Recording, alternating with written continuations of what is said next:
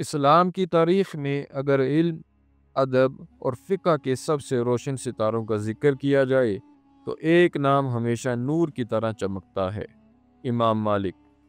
یہ وہ عالم تھے جنہوں نے اپنی ساری زندگی علم دین، حدیث اور سنت نبوی کے تحفظ میں گزار دی۔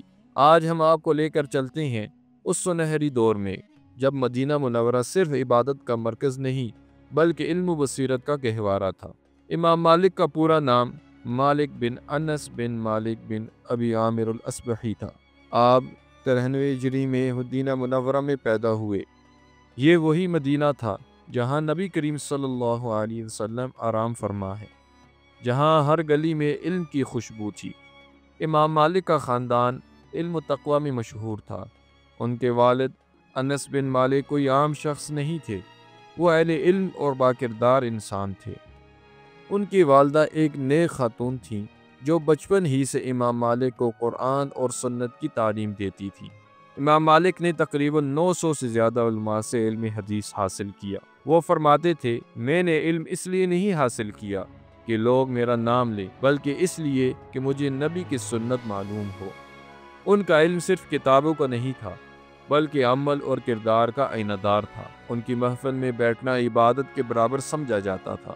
اسلامی تاریخ کی سب سے مشہور حدیثی کتابوں میں سے ایک ہے الموطا۔ یہ امام مالک کی زندگی کا نچوڑ تھی۔ انہوں نے 40 سال تک اس کتاب کو مرتب کیا، بار بار حدیثوں کی تحقیق کی، روایتوں کو پرکھا اور آخر کار ایک ایسا شاہکار دیا جو آج تک امت کے لیے رہنمائی ہے۔ الموطا میں امام مالک نے صرف حدیثیں ہی نہیں جمع کی بلکہ مدینہ کے فقہی عمل کو بھی بیان کیا۔ یہی وجہ ہے کہ اسے مدینہ کی فقہ بھی کہا جاتا ہے۔ امام مالک کا اصول تھا کہ اگر کوئی مسئلہ پیش آئے تو سب سے پہلے قرآن، پھر سنت، پھر صحابہ کا عمل اور آخر میں مدینہ کے لوگوں کا اجماع دیکھا جائے۔ وہ کہتے تھے، مدینہ والوں کا عمل میرے نزدیک سب سے معتبر دلیل ہے، کیونکہ انہوں نے نبی کے دور کو اپنی آنکھوں سے دیکھا ہے۔ یہی سوچ آگے چل کر فقہ مالکیہ کی بنیاد بنی، جو آج بھی افریقہ، مراکش، الجزائر، تیونس، مصر اور مدینہ میں مانی جاتی ہے۔ ایک وقت ایسا آیا جب عباسی خلیفہ ابو جعفر المنصور نے امام مالک سے کہا، میں چاہتا ہوں کہ آپ کی کتاب الموطا کو سارے اسلامی ممالک میں نافذ کیا جائے تاکہ سب ایک ہی فقہ پر چلیں۔ امام مالک نے نہایت ادب سے جواب دیا، امیر المؤمنین، اختلاف رائے رحمت ہے، ہر علاقے کے لوگ اپنے علماء سے سیکھتے ہیں، میں اپنی رائے سب پر لازم نہیں کر سکتا۔ یہ جملہ ان کی وسعت علم اور بصیرت کی علامت بن گیا۔ اسی استقامت کی وجہ سے وہ کئی بار ظلم و جبر کا شکار بھی ہوئے، لیکن سچائی سے پیچھے نہ ہٹے۔ خاموش طبع اور متین شخصیت کے مالک تھے۔ وہ فرماتے تھے، علم کی عزت کرو کیونکہ علم اللہ کا نور ہے۔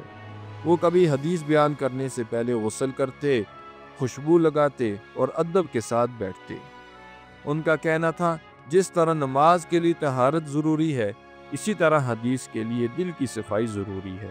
179 ہجری میں جب امام مالک اس دنیا سے رخصت ہوئے، مدینہ کی فضا غمگین تھی۔ لوگ کہتے تھے، آج علم کا ایک درخت گر گیا، لیکن اس کے پھل قیامت تک رہیں گے۔ ان کی قبر آج بھی جنت بقیع میں ہے، علم و ادب کا وہ چراغ جو آج بھی روشن ہے۔ ان کی زندگی اس بات کی گواہی ہے کہ سچائی، علم اور اخلاق تینوں ساتھ ہوں تو انسان قیامت تک زندہ رہتا ہے۔